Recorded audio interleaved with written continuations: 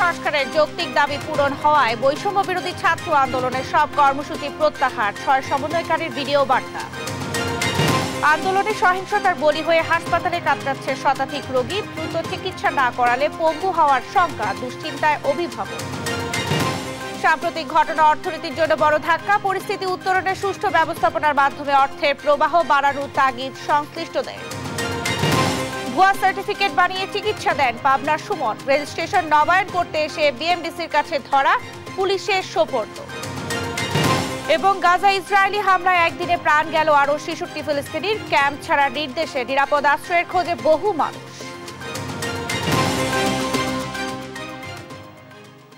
দেখছিলেন শিরোনাম সংবাদ সকালে, সঙ্গে আছি আমি শারমিন নাসির। এবারে বিস্তারিত। কোটা সংস্কারের যৌক্তিক দাবি পূরণ হওয়ায় সব কর্মসূচি প্রত্যাহার করলেন বৈষম্য বিরোধী ছাত্র আন্দোলনের 6 সমন্বয়ক। এক ভিডিও বার্তায় এই কথা জানিয়েছেন অন্যতম সমন্বয়ক নাহিদ ইসলাম। ভিডিও বার্তায় তিনি বলেন, কোটা সংস্কারের যৌক্তিক দাবি পূরণ হওয়ায় কর্মসূচি প্রত্যাহার করা হয়েছে। সব শিক্ষা প্রতিষ্ঠান খুলে দেওয়ার আহ্বান জানান তিনি। এছাড়া সহিংসতা ও অনাকাঙ্ক্ষিত ঘটনায় নিন্দার পাশাপাশি কোটা আন্দোলনের সময় নিহতের ঘটনা তদন্ত করে বিচারের দাবি জানান সমন্বয়করা।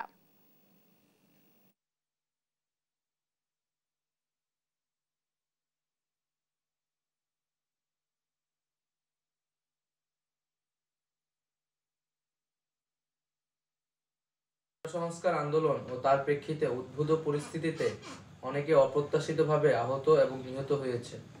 তাছাড়া রাষ্ট্রীয় স্থাপনায় অগ্নিসংযোগ সহ নানা সহিংস ঘটনা ঘটেছে। আমরা এই সকল অনাকাঙ্ক্ষিত ঘটনা তীব্র নিন্দা জানাই এবং সুষ্ঠু তদন্ত সাপেক্ষে দ্রুত বিচারের দাবি জানাচ্ছি। আমাদের প্রধান দাবি ছিল কোটার যৌক্তিক সংস্কার, যা ইতিমধ্যে সরকার পূরণ করেছেন। এখন শিক্ষার সুষ্ঠু পরিবেশ নিশ্চিত করার লক্ষ্যে দ্রুত শিক্ষা প্রতিষ্ঠান খুলে দেওয়ার জন্য সরকারের প্রতি জোর আহ্বান জানাই। সার্বিক স্বার্থে আমরা এই মুহূর্তে থেকে আমাদের কর্মসূচি প্রত্যাহার করছি। আন্দোলনের নামে মানুষ হত্যায় জড়িতদের খুঁজে খুঁজে বিচার নিশ্চিত করা হবে বলে জানিয়েছেন প্রধানমন্ত্রী শেখ হাসিনা। কোটা আন্দোলন ঘিরে সহিংসতায় নিহত ৩৪ জনের স্বজনদের সঙ্গে সাক্ষাৎ ও সহায়তা প্রদানকালে এসব কথা বলেন তিনি। প্রধানমন্ত্রীর প্রশ্ন, সাধারণ মানুষের কি দোষ ছিল, কেন জ্বালিয়ে পুড়িয়ে সম্পদ ধ্বংস করা হলো? বিস্তারিত থাকছে জয় যাদবের রিপোর্টে। কোটা আন্দোলনের নামে সাম্প্রতিক সহিংসতায় নিহত রংপুরের বেগম রোকেয়া বিশ্ববিদ্যালয়ের ইংরেজি বিভাগের শিক্ষার্থী আবু সাইদের স্বজনরা রোববার দুপুরে গণভবনে সাক্ষাৎ করেন প্রধানমন্ত্রী শেখ হাসিনার সঙ্গে। এ সময় তাদেরকে সমবেদনা জানান প্রধানমন্ত্রী। একই সঙ্গে দেশের বিভিন্ন জায়গায় নিহত ৩৪ জনের পরিবারের সদস্যরা প্রধানমন্ত্রীর সাথে সাক্ষাৎ করেন। ৭৫-এর 15ই আগস্টে স্বজন হারানোর কথা স্মরণ করে আপ্লুত শেখ হাসিনা বলেন, যারা স্বজন হারিয়েছেন তাদের সান্ত্বনা দেওয়ার ভাষা নেই। এই যে বারবার যে এই ধরনের ঘটনা ঘটাবে, এই সন্ত্রাসী ঘটনা ঘটাবে, এটা তো কাম্য না। আর মানুষ কি দোষ করলো যেভাবে মানুষ খুন করতে হবে? মানুষ খুন করে সরকার পতন, এটা কবে হয়, কখন হয়? সাধারণ মানুষ কি দোষ করেছে? আমি আসলে আপনাদেরকে আমি কি বলে সান্ত্বনা দেব? আমি একটু বলবো যে আমি আপনাদের মতনই একজন, বাবা মা ভাই হারানো সেই এতিম। কাজে আপনাদের কষ্ট আমি বুঝি, আমি আছি আপনাদের জন্য, আপনাদের পাশে। সব শোক বুকে নিয়ে দেশের মানুষের কল্যাণই তার লক্ষ্য বলে জানান প্রধানমন্ত্রী। বলেন, প্রতিটি হত্যাকাণ্ডের বিচার হবে। 3 রাত পরিশ্রম করে যাচ্ছি শুধু কারো এই দেশের মানুষের জন্য, কিন্তু আজকে এইভাবে বাধা দেওয়া, যা কিছু করি জ্বালায় পরে শেষ করে দেওয়া, এটা তো কোনো দিনই গ্রহণযোগ্য না। বা সাধারণ মানুষই তো সুবিধা পেত। আমার চেষ্টা থাকবে যারা এই খুনের সঙ্গে জড়িত খুঁজে খুঁজে বের করে তারা অবশ্যই যেন শাস্তি পায়, সেটাই আমার প্রচেষ্টা থাকবে, সেটাই আমি করবো। আপনাদেরও সাহায্য চাই, কারণ আপনাদের কাছেও সাহায্য, যদি আপনারা কিছু জানেন আমাদের জানাবেন। কারণ এইভাবে বারবার বাংলাদেশটাকে নিয়ে খেলা, এটা আর হতে দেওয়া যায় না। পরে নিহতদের পরিবারের সদস্যদের হাতে আর্থিক সহায়তা হিসেবে পারিবারিক সঞ্চয়পত্র ও নগদ অর্থ তুলে দেন প্রধানমন্ত্রী শেখ হাসিনা। জয় যাদব, দেশ টিভি, ঢাকা। কোটা আন্দোলনের নামে সহিংসতায় আহতদের দেখতে রাজারবাগ কেন্দ্রীয় পুলিশ হাসপাতাল এবং শাহবাগে বঙ্গবন্ধু শেখ মুজিব মেডিকেল বিশ্ববিদ্যালয় হাসপাতালে যান প্রধানমন্ত্রী শেখ হাসিনা। বিকেল ৫টার দিকে প্রথমে পুলিশ হাসপাতালে যান প্রধানমন্ত্রী। এ সময় সহিংসতায় আহত পুলিশ সদস্যদের চিকিৎসার খোঁজ খবর নেন তিনি। কথা বলেন আহতদের স্বজনদের সঙ্গে। সেই সঙ্গে আহত পুলিশ সদস্যদের সব ধরনের চিকিৎসা সেবা নিশ্চিতের আশ্বাস দেন প্রধানমন্ত্রী। পরে শাহবাগে বঙ্গবন্ধু শেখ মুজিব মেডিকেল বিশ্ববিদ্যালয় হাসপাতালে আহতদের দেখতে যান বঙ্গবন্ধু কন্যা। আহতদের শারীরিক অবস্থার খোঁজ খবর নিয়ে যথাযথ চিকিৎসার কথা জানান প্রধানমন্ত্রী শেখ হাসিনা। আহতদের পরিবারের সদস্যদের প্রতি সমবেদনাও জানান তিনি।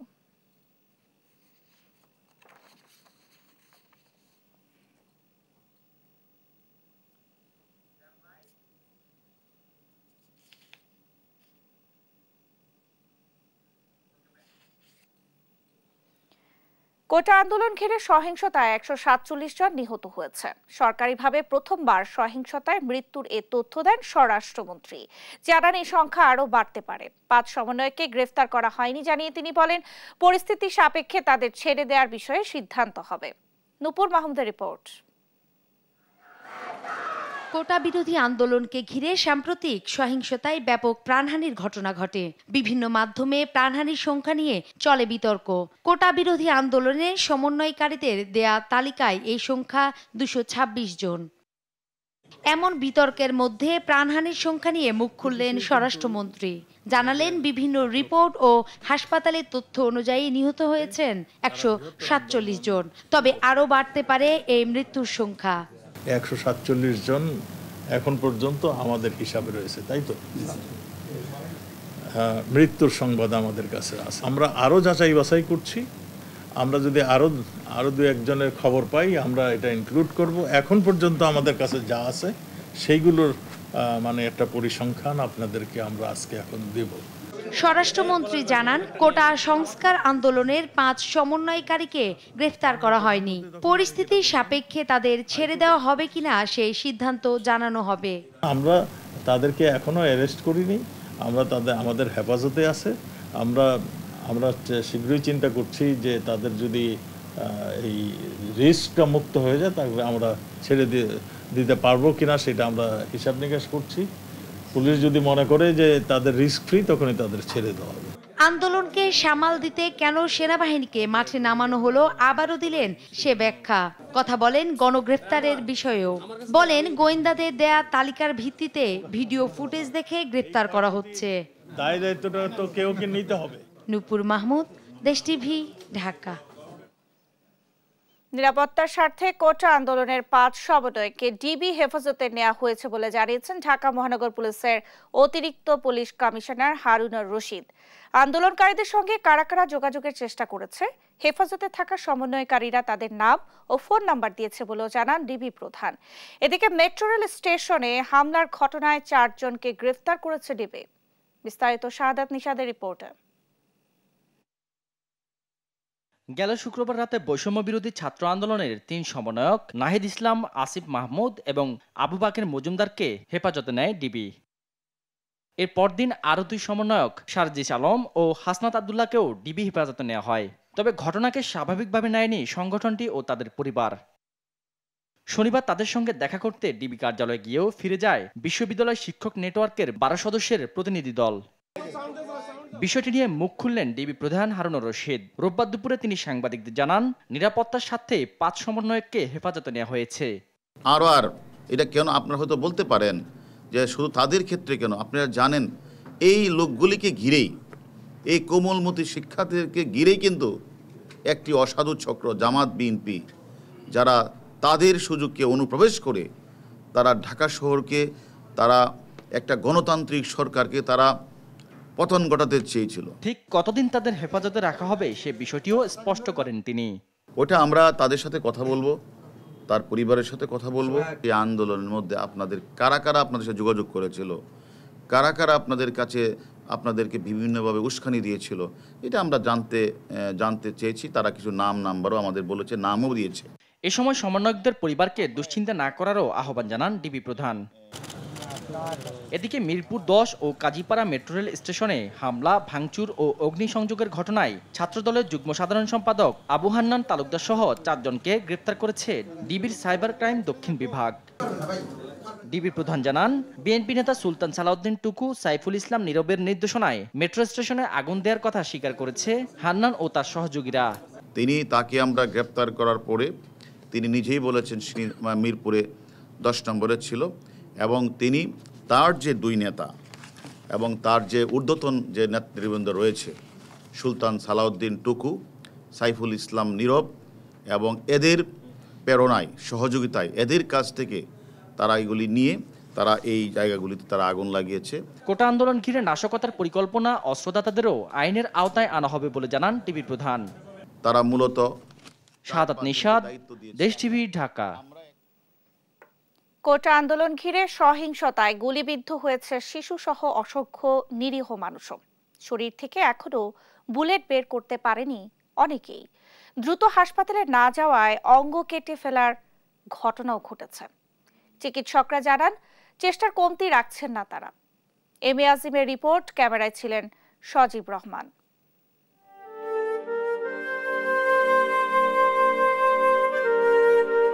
আতে আনারস শেখার বয়স না পার হতেই আন্দোলনের বলি হয়ে হাসপাতালের বিছানায় শিশু রিফাত। হাত পায়ে বুলেটের স্প্রিন্টার নিয়ে কাতরাচ্ছেন এখনো।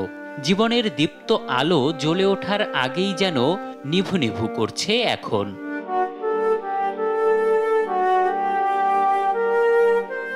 মিছিল, আন্দোলন বা জ্বালাও পোড়াও নয়, পেঁয়াজু খেতে ঘর থেকে নেমে গুলি খেতে হয়েছে রিফাতকে।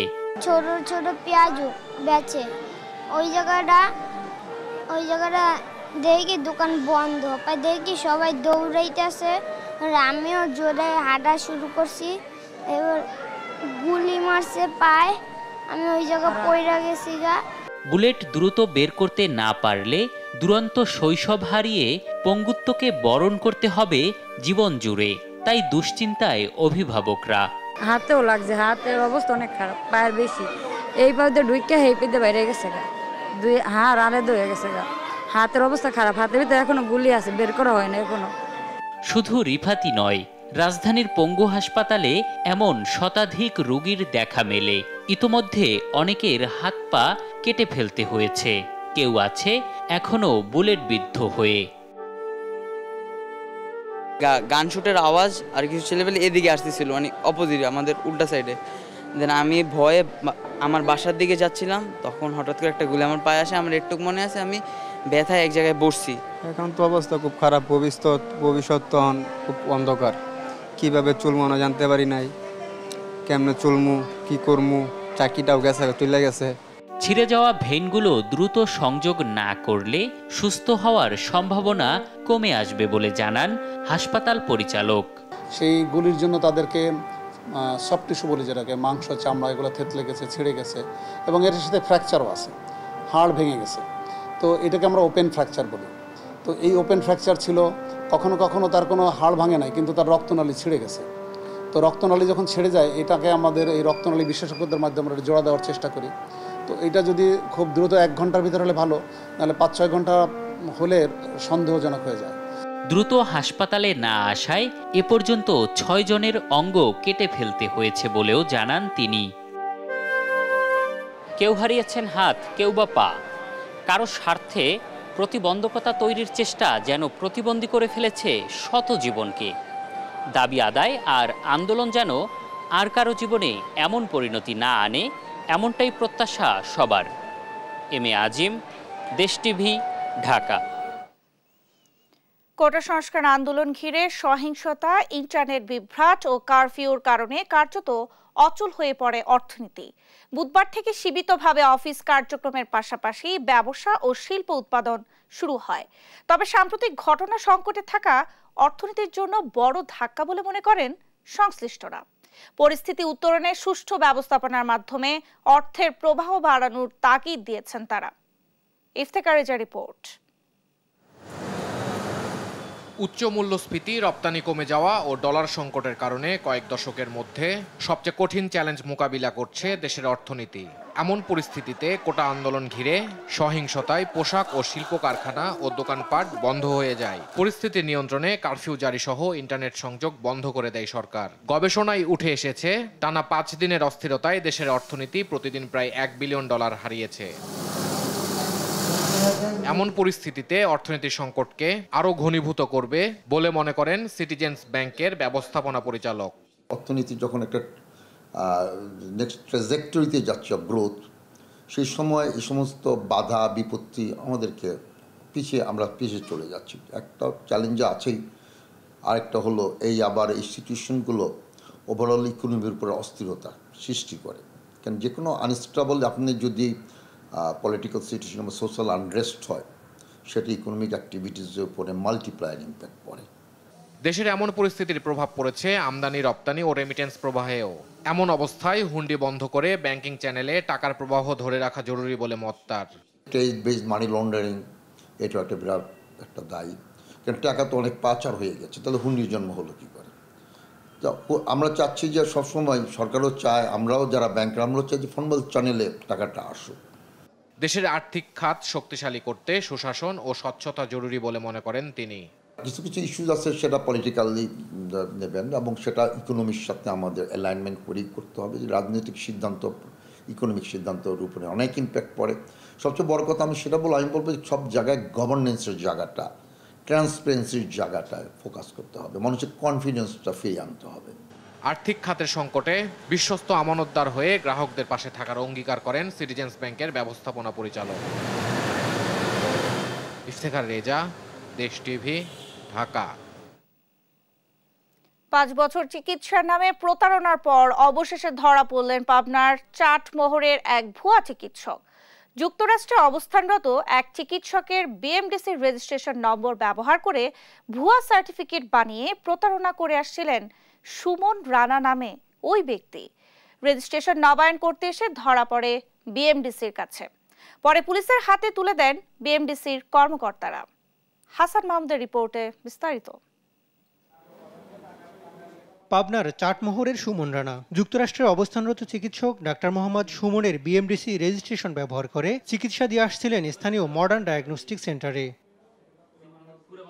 বিএমডিসির সার্টিফিকেট, শাহাবুদ্দিন মেডিকেল কলেজের ইন্টার্ন সার্টিফিকেট, জাতীয় পরিচয়পত্র, এমনকি সেই নামে টিন সার্টিফিকেট বানিয়েছেন সুমন রানা। রোববার রেজিস্ট্রেশন জরুরি নবায়ন ফর্ম পূরণ করে এসব কাগজপত্র জমা দিলে ধরা পড়ে বিএমডিসির কাছে। উনি যে কাগজপত্র আজকে হলো সাবমিট করছেন, মোহাম্মদ হোসেন সুমন, যিনি ডক্টর, রেজিস্ট্রেশন নাম্বার এ 58,343, ওনার সকল কাগজ including tin return, NID, MBBS certificate, BMDC registration certificate, intern complication certificate, সকল সার্টিফিকেট উনি ভুয়া। নীলক্ষেতের একটি দোকান থেকে এসব সার্টিফিকেট বানিয়েছেন বলে স্বীকার করেন তিনি। অনেকদিন আগের কথা, নীলক্ষেতে একজনের ফোনের মাধ্যমে পরিচিত, তার কন্ট্যাক্টও এখন সেই মোটামুটি ম্যানেজ করে দিয়েছিল। মডার্ন ডায়াগনস্টিক সেন্টার বলছে গেল 5 বছর ধরে আলট্রাসনোগ্রাম সহ চিকিৎসা দিয়ে আসছিলেন সুমন। তবে রেজিস্ট্রেশন নবায়ন না থাকায় বেশ কয়েকদিন ধরে ডায়াগনস্টিক সেন্টারে আসছেন না তিনি। উনি আমাদের এখানে 5 বছর আগে থেকেই আলট্রাসনোগ্রাম করেন, সকালে 10টা থেকে 1টা পর্যন্ত। উনি দীর্ঘদিন আলট্রাসনো করেন। বর্তমানে তার বিএমডিসি রেজিস্ট্রেশন করা আছে কিন্তু রিনিউ করা নাই, সেই কারণে সে রিনিউ করার জন্য গত 2 সপ্তাহ যাবত আমাদের এখানে আসছে না। এমন ভুয়া চিকিৎসক ধরতে পারলেও আইনে শাস্তি দেওয়ার সুযোগ নেই বিএমডিসির। এক্ষেত্রে ভুয়া চিকিৎসক শনাক্তে সংশ্লিষ্ট প্রতিষ্ঠান ও চিকিৎসকদের বড় দায় দেখছেন বিএমডিসির রেজিস্ট্রার। যে ভুয়া ডাক্তারদের পাশে যদি আমাদের রিয়েল রেজিস্টার্ড ফিজিশিয়ানসরা বসে, ওনাদের তো বোঝা উচিত এবং ওনাদেরকেই আসলে সহযোগিতার হাতটা বাড়াতে হবে কিভাবে ভুয়া ডাক্তার ধরা যায় আর কি। এখন সবাই একইভাবে তৎপর না, সেটাই হলো বড় দুঃখজনক ব্যাপার। যদি সবাই সমভাবে আসলে এই জিনিসটার প্রতি দৃষ্টি দিত, নজর দিত, তাহলে আমার মনে হয় যে আমরা অনেকাংশেই এই ভুয়া ডাক্তার চিহ্নিত করতে সফলকাম হতাম। এদিন জিজ্ঞাসাবাদ শেষে সুমনকে শাহবাগ থানা পুলিশের হাতে তুলে দেয় বিএমডিসি। হাসান মাহমুদ, দেশ টিভি, ঢাকা। দেখছেন সংবাদ সকাল। জোয়ারের পানিতে তলিয়ে গেছে ভোলার ইলিশা ফেরিঘাট, ব্যাহত হচ্ছে ফেরি চলাচল। দিনে 6 ঘন্টা বন্ধ থাকছে পণ্য ওঠানামা। এতে চরম দুর্ভোগ পোহাতে হচ্ছে ভোলা লক্ষ্মীপুর রুটে চলাচলকারী যাত্রী ও পরিবহন শ্রমিকদের। 1 সপ্তাহ ধরে এই অবস্থা চললেও ব্যবস্থা না নেওয়ার অভিযোগ যাত্রীদের। সহকর্মী ছোটন সাহার তথ্য ও ছবিতে আরো জানাচ্ছেন আপনবু। 1 সপ্তাহের বেশি সময় ধরে জোয়ারের পানিতে ডুবে আছে ভোলার ইলিশার 2টি ফেরিঘাট। যানবাহন ওঠানামা করতে না পারায় ব্যাহত হচ্ছে ফেরি চলাচল। বিপাকে পড়েছেন শ্রমিকরা। ঘাটটাও ডুবে রয়েছে, আমরা গাড়ি উঠানামা করতে খুব কষ্ট পাইছি। 1 থেকে 2 ঘন্টা লাশের গাড়িও পর্যন্ত নামতে পারে নাই। 3 ঘন্টা 4 ঘন্টা ঠিক আছে, পানির মধ্যে ঠিক আছে, আমরা ফেরি মধ্যে থাকি। আমরা এর ভোগান্তির কোনো শেষ নাই। আমরা চাচ্ছি সরকারের কাছে বা এলাকাবাসীর কাছে বা ঘাট কর্তৃপক্ষের কাছে যেন এটা আরেকটু হাই করে ফেরি আসার সাথে জন্য আমরা তাড়াতাড়ি ফেরি থেকে নামতে পারি। এমন পরিস্থিতিতে যাত্রীরাও পড়েছেন চরম ভোগান্তিতে। ফেরির জন্য বসে থাকতে হচ্ছে ঘন্টার পর ঘন্টা। আবার কেউ কেউ ঝুঁকি নিয়েই পার হচ্ছে নৌকায় করে। বাচ্চা কাচ্চা নিয়ে অনেক কষ্ট না, জোয়ারের পানিতে যে পার হতে পারতেছি না আমরা। এই ফেরিঘাটটা যদি ভালোভাবে মেরামত করা হতো তাহলে যাত্রী যাতায়াত করতে বা গাড়ি চলাচলতি করতে মানে অনেকটাই সুবিধা হইতো বা যাত্রীর জন্য অনেক ভালো হইতো। এখানে মানুষের যাতায়াতের জন্য, মানুষের সুবিধার্থের জন্য এখানে ভালো রাস্তার প্রয়োজন। ঘাটটা তলায় যাওয়ার কারণে অনেক অসুবিধা, আমরা নামতে পারি। বিশেষ করে মহিলারা আছে, বাচ্চারা আছে, হ্যাঁ, এদের অনেক কষ্ট হচ্ছে। এদিকে ঘাট সংস্কারের আশ্বাস দিয়েছে ফেরি কর্তৃপক্ষ। আমরা বিএডব্লিউ দিয়ে গিয়ে বলছি ভাই, এটা বিএডব্লিউ এর ওই যে মামুন সাহেব আছে, এটা ওনারা করবে কাজ। এখন ওই যে অতি জোয়ারের কারণে বাড়ছে, তো এখন আবার কমতেছে। শিগগিরই জনদুর্ভোগ লাঘবে ব্যবস্থা নেওয়ার দাবি যাত্রী ও শ্রমিকদের। নিউজ ডেস্ক, দেশ টিভি। দীর্ঘ 8 বছর ধরে প্রায় অচল পটুয়াখালীর কেশবপুর ইউনিয়নে যাতায়াতের প্রধান সড়কটি। এরই মধ্যে ভরিপাশা খেয়াঘাট থেকে মাঝের খেয়াঘাট পর্যন্ত 1 কিলোমিটার সড়ক বিলীন হয়েছে আলগি নদীতে। এতে স্থানীয় 30,000 মানুষকে ঝুঁকি নিয়ে চলতে হচ্ছে সাঁকো দিয়ে। সহকর্মী সাইদ ইব্রাহিমের তথ্যচিত্রে ফারিয়া ইসলামের ডেস্ক রিপোর্ট। প্রায় 1 যুগ ধরে আলগি নদীতে চলাচল করা ঢাকাগামী দ্বিতল লঞ্চের ঢেউয়ে ভাঙতে শুরু করে পটুয়াখালীর বাউফল উপজেলার এই সড়কটি। বর্তমানে সড়কটির বেশিরভাগ অংশ বিলীন হয়েছে নদীতে। এতে এই সড়কে প্রায় বন্ধ যান চলাচল। বাউফল উপজেলা শহরের সাথে কেশবপুর ইউনিয়নের যোগাযোগের প্রধান মাধ্যম এই সড়কে সাঁকো তৈরি করে জীবনের ঝুঁকি নিয়ে চলাচল করছে স্থানীয়রা। এই যে এই রাস্তার কারণে গাড়ি ঘোড়া চলে না। তারপর হয়েছে যদি ক্লাস থাকে 10টায়, আমাদের 7টায় বের হইতে হয়, যেহেতু হাইটা যাইতে হয়। দুর্ভোগের শেষে আমি আইছি হাক্কাপাড়া সাইড দিয়ে হাক্কাপাড়া আইছি, আমি পড়িয়ে যাওয়া ধরছিলাম। আর বৃষ্টি হয়তো আমরি যায় না। 9 থেকে 10 বছর পর্যন্ত এইরকম লঞ্চের ঢেউতে ভাঙ্গে যায়, মানুষ যাতায়াত করতে পারে না। অনেক লোক হুন্ডায় গুনে পড়িয়া মাজা ভাঙ্গে, হাত ভাঙ্গে, পাও ভাঙ্গে। 2 ইউনিয়নের লোকজন যাতায়াতে বিপদগামী এবং কোনো একটা অসুস্থ রোগী যে ডাক্তার দেখাইতে বাউফল যাবে বা বরিশাল যাবে, যাওয়ার কোনো বিকল্প রাস্তা নেই। স্থানীয় জনপ্রতিনিধিরা বারবার বাঁধ ও সড়ক নির্মাণের আশ্বাস দিলেও কাজ হয়নি। এতে ক্ষুব্ধ সাধারণ মানুষ। প্রতিনিধি যারা আছে হেরা একটু এদিকে খেয়াল নেবে না। এত কিছু রিকোয়েস্ট করার পরও এই রাস্তাটাই ভেরিবেটটা কোনো কিছু করতেছে না পর্যন্ত। রাস্তা গাড়ি কিবা করে আমরা যাইতে পারি না, কিন্তু বারবার ওনার এমপি বানাই, উনি কি করে আমাগুলোকে? কিছুই তো করে না জনগণের লিগে। আমাগো চেয়ারম্যান হওয়ার আগেই মনে করেন কিছু মারি ফেলাইছে, তারপর কইছে হওয়ার পর আমি 1 মাসের মধ্যে এটা করিয়ে দেবো, কিন্তু তার মধ্যে করিয়ে দেওয়া হয়নি। পানি উন্নয়ন বোর্ড বলছে আলগি নদীতে গভীরতা কম থাকায় ভাঙছে পার, তবে ভাঙন রোধে ফেলা হচ্ছে জিও ব্যাগ। যেহেতু ওখানে লঞ্চ চলাচল করে আর ওখানে হচ্ছে আপনার নদীতে স্বাভাবিক যে গভীরতা থাকে তার থেকে ওখানে কম, ওটা আসলে ড্রেজিং দরকার। জিও ব্যাগ দিয়ে এখানে ডাম্পিং করা হবে। জিও ব্যাগ ডাম্পিং করে অস্থায়ী বা হচ্ছে প্রিকশনারি প্রোটেকশনের মাধ্যমে ভাঙন রোধ করা হবে। পানি উন্নয়ন বোর্ড নদী শাসনের কাজ শেষ করলে সড়ক মেরামতের ব্যবস্থা নেওয়ার কথা জানায় এলজিইডি। পানি উন্নয়ন বোর্ড নদী শাসনের কাজ, নদীর যে প্রোটেকশনের যে কাজগুলো আছে সে কাজগুলো শেষ করার পর করে যথাযথ যে কাজের প্রয়োজন সে কাজ করার উদ্যোগ আমরা এলজিইডি থেকে নিব আর কি। দ্রুত টেকসই সড়ক নির্মাণ করে স্থানীয়দের ভোগান্তি দূর করবে সরকার, আশা ভুক্তভোগীদের। নিউজ ডেস্ক, দেশ টিভি। দেখছেন সংবাদ সকাল। কোটা সংস্কার আন্দোলনে দুর্বৃত্তের হামলায় নিহত হন পিবিআই নারায়ণগঞ্জের পুলিশ ইন্সপেক্টর মাসুদ পারভেজ ভুইয়া। তাকে হারিয়ে স্ত্রী, 3 সন্তান, মা ও স্বজনদের মাঝে চলছে শোক। দ্রুত হত্যাকারীদের শনাক্ত করে বিচারের আওতায় আনার দাবি জানান তারা। নারায়ণগঞ্জ ও ময়মনসিংহ থেকে সহকর্মী বিল্লাল হোসাইন ও ইলিয়াস আহমেদের পাঠানো তথ্যচিত্রে ডেস্ক রিপোর্ট। 19 জুলাই শুক্রবার ছুটির দিন থাকায় সারাদিন রামপুরার বনশ্রীতে নিজ বাসাতেই পরিবারের সাথে ছিলেন নারায়ণগঞ্জ পিবিআই এর ইন্সপেক্টর মাসুদ পারভেজ ভুইয়া। সন্ধ্যায় প্রয়োজনীয় জিনিস কিনতে বাইরে বের হলে দুর্বৃত্তরা তার পরিচয় জানার পর হামলা চালায়। পরে চিকিৎসাধীন অবস্থায় রাজারবাগ হাসপাতালে 21 জুলাই সকালে মারা যান এই পুলিশ কর্মকর্তা। পরিবারের অভিভাবক হিসেবে দায়িত্ব পালন করে আসা মাসুদকে হারিয়ে দিশেহারা স্বজনরা। আমার দাবি বিচার চাই, আর কিছু চাই না। আমাদের কিভাবে ছেড়ে চলে যাবে আমরা কখনো কল্পনা করতে পারিনি। বাইরের 2টা মেয়ে, একটা ছেলে, ওদের পড়াশোনা, ওদেরকে দেখাশোনা করার মতো এখন আর কেউ নাই। এদিকে পরোপকারী পুলিশ কর্মকর্তাকে হারিয়ে নির্বাক এলাকাবাসীও। খুব ভালো মানুষ ছিলেন উনি, আইসা এলাকাবাসীর খোঁজখবর নিতেন, ভালো মন্দ দেখতেন।